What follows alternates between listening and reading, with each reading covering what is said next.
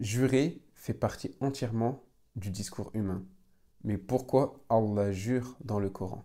Tout le Coran est important, mais parfois Allah souligne certains passages du Coran en jurant. Mais qu'est-ce que ça signifie quand Allah jure et pourquoi Allah jure sur des choses différentes? On va voir ensemble 5 raisons qu'Allah a de jurer dans le Coran. La 5e raison étant unique au Coran. Avant de commencer, j'aimerais te dire que sous la vidéo, tu as un accès gratuit de 2 semaines à l'Institut à la lumière du Coran si tu souhaites comprendre l'arabe directement et ne plus avoir à passer par des traductions. Dans toutes les langues, on jure. Et dans la plupart des langues, on jure pour les mêmes raisons.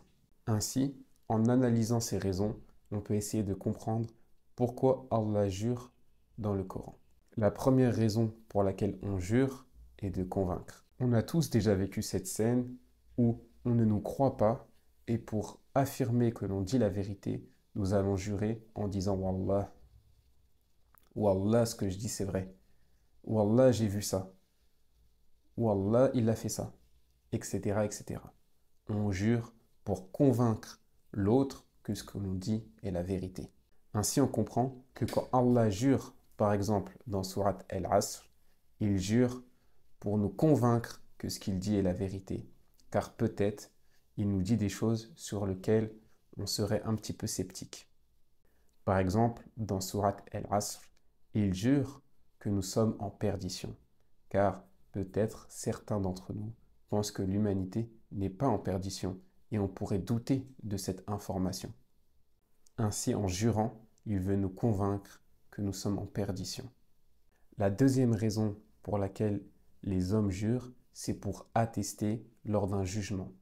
Lors d'une cour officielle, lors d'un jugement, nous allons jurer sur, par exemple, la Bible aux États-Unis, ou même dans certains pays sur le Coran, ou sur la Constitution. Jurer, je jure que je ne dirai la vérité, rien que la vérité. Ce genre de choses. Ce genre de choses existe car nous sommes justement dans un moment officiel où la parole a un poids important pour établir la vérité. Ainsi, Allah peut utiliser le fait de jurer dans le Coran comme s'il était lors d'un jugement et qu'il nous accusait de quelque chose et qu'il attestait de ce qu'il disait. Donc voici la deuxième raison de jurer. Encore une fois, elle pousse à appuyer la gravité et l'importance de ce qu'il dit. La troisième raison de jurer, vous la connaissez et on la connaît tous, c'est lorsque nous sommes en colère. Lorsque nous sommes en colère, nous avons tendance à jurer. Et c'est quelque chose de commun dans la plupart des langues. Ainsi, dans la langue arabe, on peut aussi jurer lorsque nous sommes en colère. Ainsi, Allah jure parfois dans le Coran pour nous montrer sa colère. Toujours avec l'exemple de la sourate Al-Asr, Allah est en colère que nous sommes en perdition. Comment peut-on être en perdition alors que nous avons reçu des messagers et des messages afin d'être bien guidés? Et malgré cela, nous sommes en perdition. Donc, voici la troisième raison commune à plusieurs langues pour lesquelles on peut jurer, pour exprimer de la colère. Mais en plus de ces raisons pour jurer, on peut retrouver une raison pour jurer qui est spécifique aux Arabes. En effet, les Arabes utilisaient le fait de jurer pour attirer l'attention. Attirer l'attention sur quelque chose qui allait arriver ou attirer l'attention des gens en général. À notre époque, par exemple, si on veut attirer l'attention sur quelque chose, on n'a pas de manière spécifique en français. Peut-être que si quelqu'un a un micro, il va tousser dans le micro pour que les gens prêtent attention.